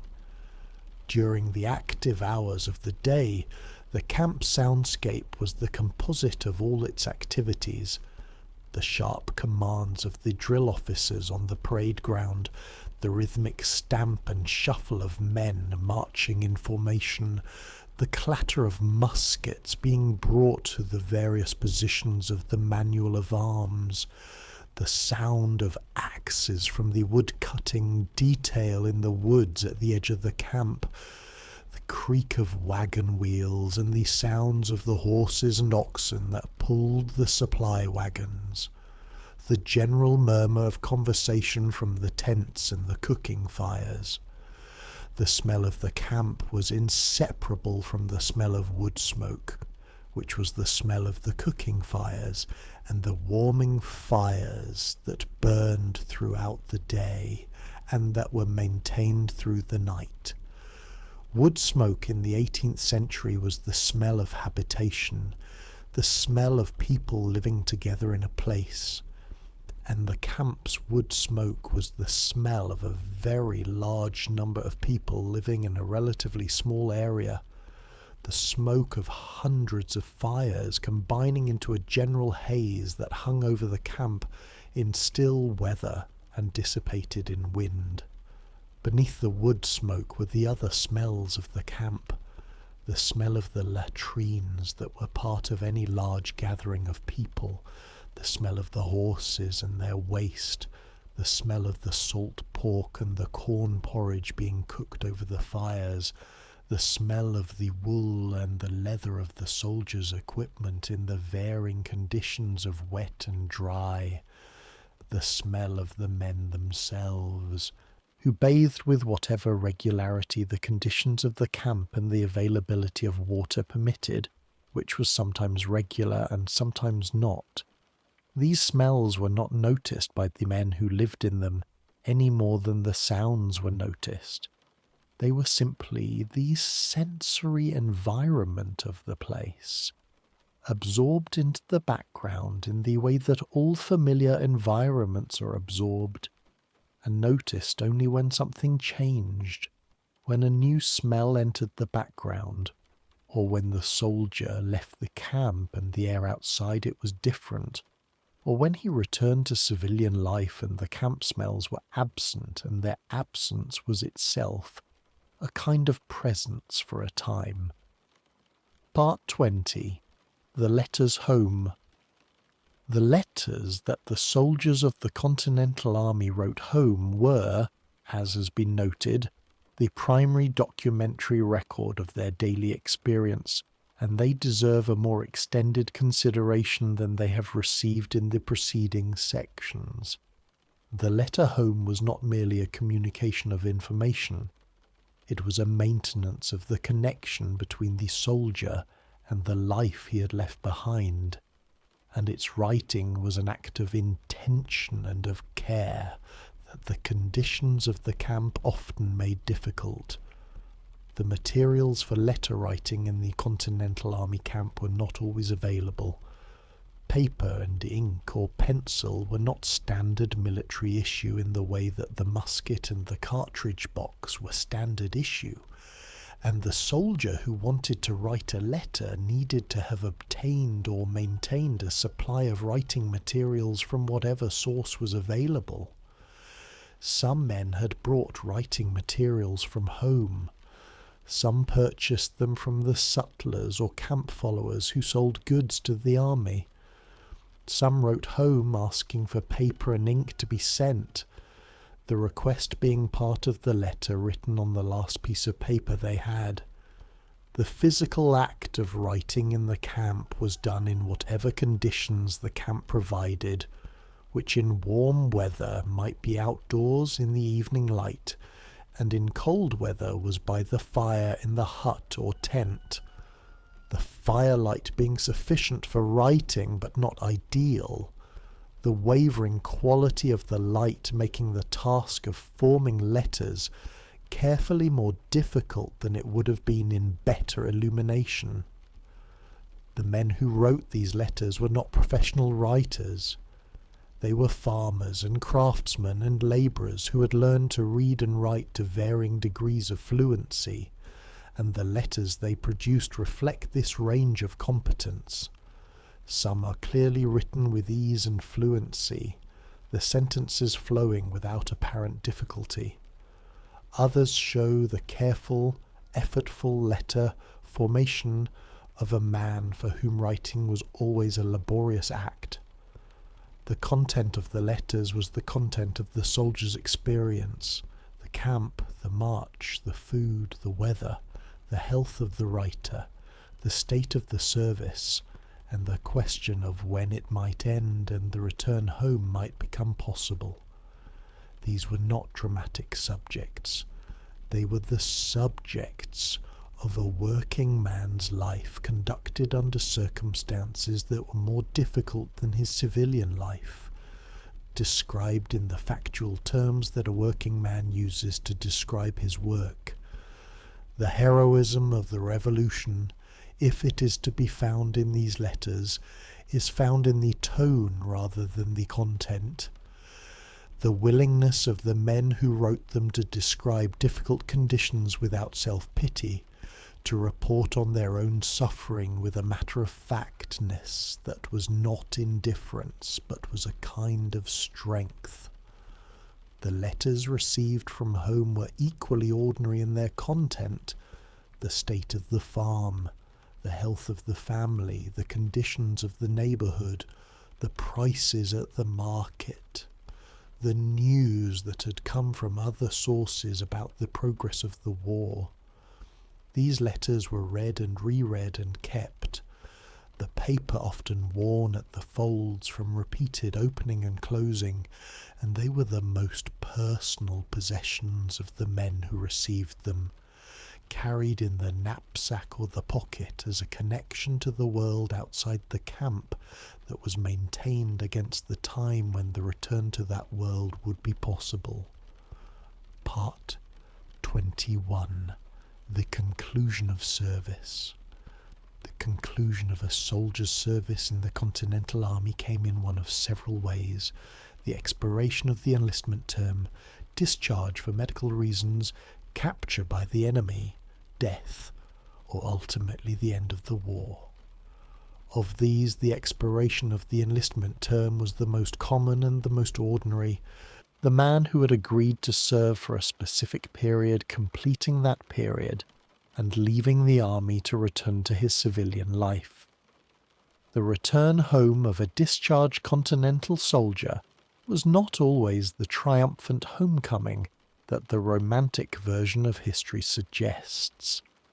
The man who returned from 2 or 3 years of service in the Continental Army returned to a farm that had been managed without him, to a family that had grown older, to a community that had changed in the ways that communities change over the years of a war, and he returned with whatever he had brought from the army: the experience, the memories, the physical condition that the service had produced in him, and in many cases very little money, the continental currency in which his pay had been issued having depreciated significantly, and his accumulated back pay not always having been received, the pension applications that many veterans filed in later years under the various pension acts that Congress passed beginning in the 1818 and continuing through the 1830s and 1840s, provide the most extensive record of what the veterans remembered of their service. These applications required the veteran to describe in detail the nature and duration of his service, and the descriptions that resulted are among the most valuable documents of the Revolutionary War experience. They are modest in tone, factual in character, and specific in detail, the old men describing the marches and the camps and the engagements and the discharges of decades before, with the careful precision of people who are trying to remember accurately rather than to impress. The camp at Valley Forge, as described in these pension applications, was a place of cold and hunger and illness and difficult work, and also of the companionship that comes from shared difficult experience, and the men who had been there described it in all these dimensions, the difficulty and the companionship both being part of what it had been. The training under von Steuben was remembered as hard work because it was hard work, and also as work that had made them better at what they were doing because it had. The salt beef was remembered as very salty, and the hard bread as very hard, because these were their actual qualities. These are the memories of the early American Soldiers' War, specific, physical, grounded in the actual texture of the experience, the morning drum, the cold morning air of the company street, the roll call and the answer of each name, the fire and the meal and the drill and the fatigue detail and the evening fire and the letter and the sleep, the ordinary life of military service carried on through the extraordinary circumstances of the founding of a nation, done every day in the same order for the years that it took, and then done no more. The camp was struck, the men went home, the ground healed over, and the morning drum was silent, as it eventually always is. Good night. End. Part 22. The Camp Followers. The early American military camp was not populated exclusively by soldiers. It was accompanied by a substantial population of civilians who travelled with the army and performed various functions that the military organization could not or did not perform for itself. These people, collectively known as camp followers, were a standard and recognized feature of 18th century military life, present in the armies of all the major powers of the period, and the Continental Army was no exception to this pattern. The most numerous and most important of the camp followers were the women who accompanied their husbands or other male relatives in the army. The presence of wives in the camp was not a matter of sentiment or of any failure to enforce regulations against it. It was a practical reality that the army accepted and in some respects organized, because the women who accompanied the army performed essential services. They washed the soldiers' clothing, they cooked when the army's own cooking arrangements were insufficient, they nursed the sick in the camp hospitals, and they maintained the social connections that helped to hold the army together over the long periods of inactivity between campaigns. The washing of clothing was a significant practical need in this camp. The wool uniforms of the Continental soldiers needed to be cleaned periodically, both for the health of the men who wore them and for the maintenance of the discipline and appearance that the military required, and the washing of wool in the camp required access to water and to the physical labour of scrubbing and wringing. The women who did this washing were performing work that was physically demanding and genuinely necessary, and they were recognised as such by the army's regulations, which provided them with a small ration of food in return for their services. Martha Washington, the wife of the commander-in-chief, was the most prominent of the women who accompanied the Continental Army, spending each winter at the headquarters with her husband and performing a social role that was important for the morale of the officer corps. She organized the social life of the winter headquarters, received the officers and their wives who came to call, and provided the kind of domestic stability that was otherwise absent from the military camp. The letters that she and Washington exchanged during the seasons when they were apart, during the active campaigning months when she remained in Virginia, are among the personal documents of the Revolutionary War period that illuminate the human dimensions of the war's conduct. The sutlers who sold goods to the soldiers were another category of camp follower, their stores being a feature of every established camp, and their goods being a supplement to the military ration that the soldiers depended on. The other craftsmen and tradesmen who followed the army, the blacksmiths who maintained the horses' shoes and the army's iron equipment, the wheelwrights who repaired the wagons, and the various other specialized workers whose skills were needed by a large military establishment, were also camp followers in the broad sense, civilians traveling with the army and performing services that the army needed. Part 23. The Horses of the Continental Army.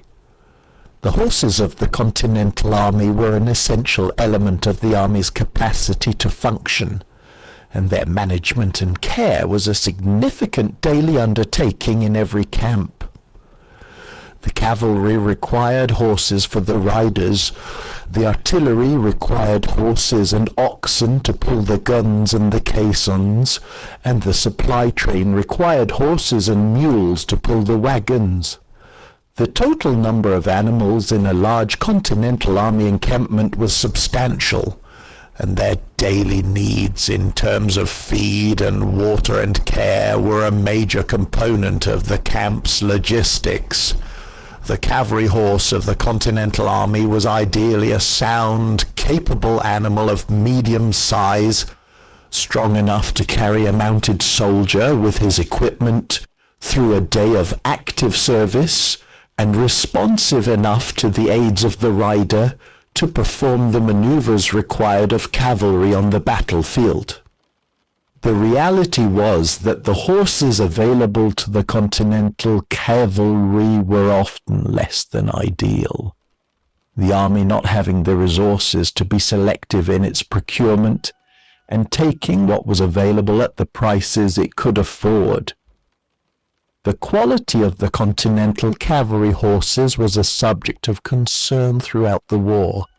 the officers who commanded the cavalry frequently writing about the inadequacy of their mounts and the difficulty of obtaining better ones.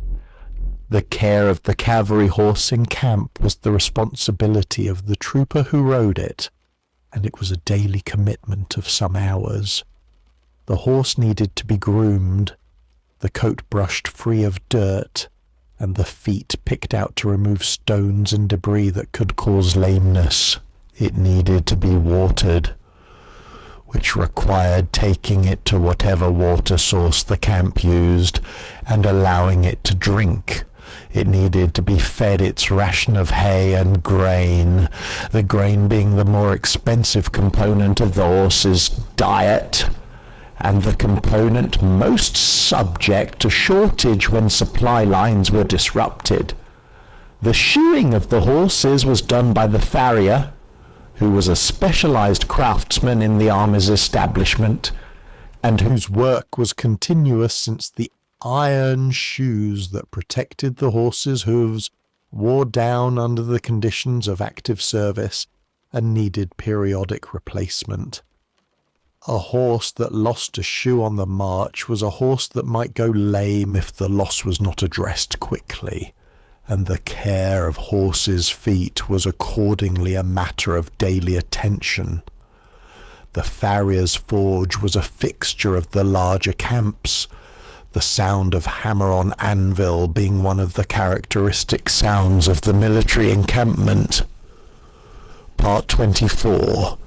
The winter sky over the camp. There is a detail of life in the winter encampments of the Continental Army that does not appear in the administrative records or the military orders or the letters about supply shortages and pay arrears, but that appears in some of the more reflective personal accounts of the soldiers who lived through those winters. The sky. The winter sky over Valley Forge, or over any of the other winter encampments of the Continental Army, was the same winter sky that had always been above that particular piece of Pennsylvania or New Jersey or Virginia, unchanged by the presence of the army beneath it.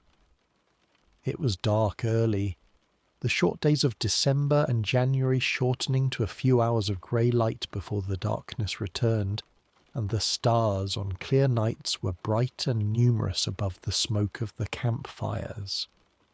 A soldier who stepped outside his hut in the middle of a winter night for whatever reason found himself in a darkness that was only partially moderated by the dying fires of the camp, and above him the winter sky of Pennsylvania or New Jersey or Virginia was performing its slow rotation as it always performed it.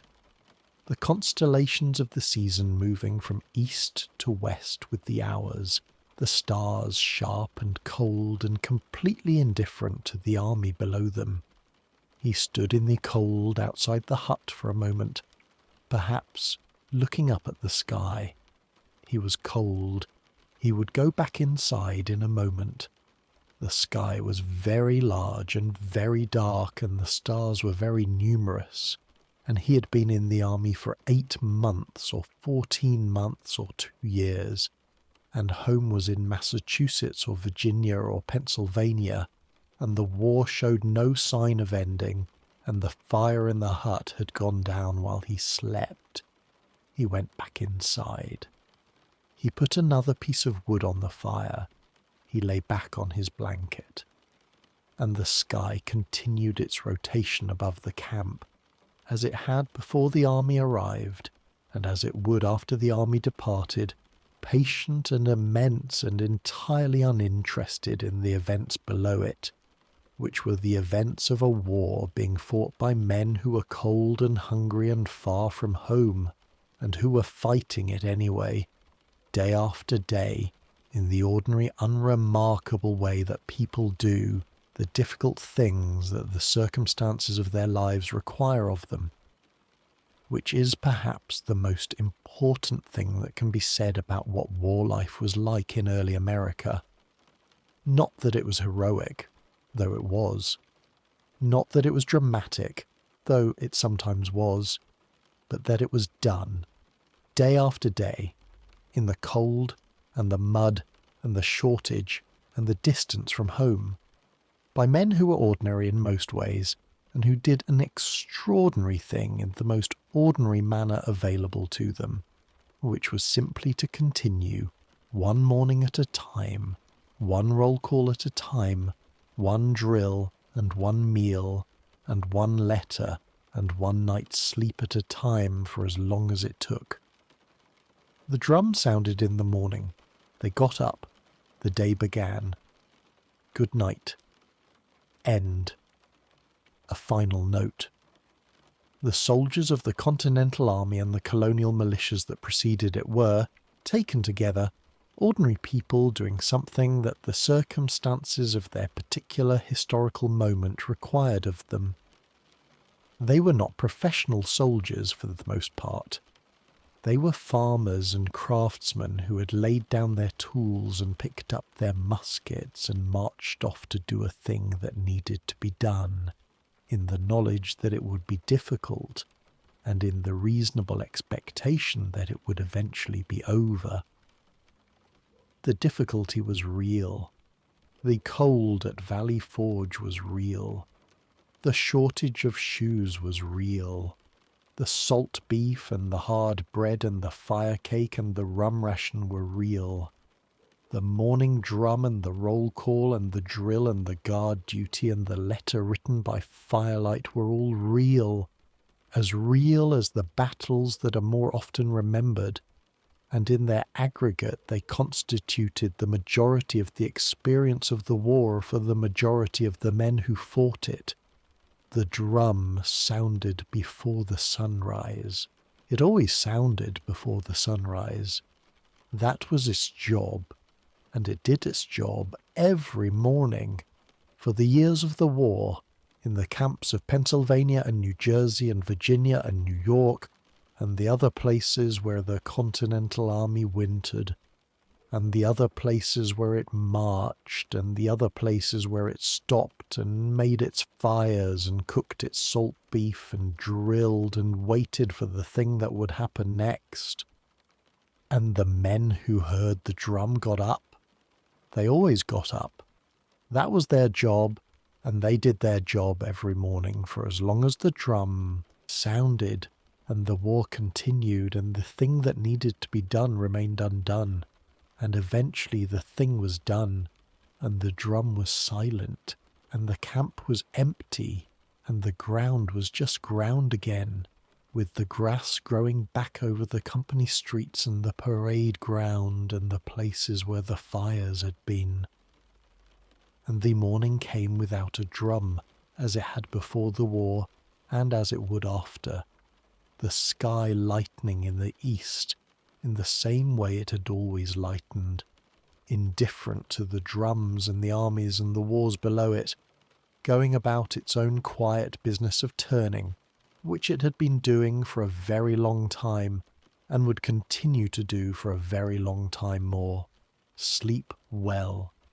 The stars, on a clear winter night over the empty ground where the camp had been, were still numerous and still bright, and still turning slowly from east to west in their long unhurried rotation, as they had turned during every night watch above every sentry who had ever walked a post in the dark and looked up at them for a moment, before looking back at the ground and continuing his circuit, 2 hours on, 4 hours off, through the long winters of the war.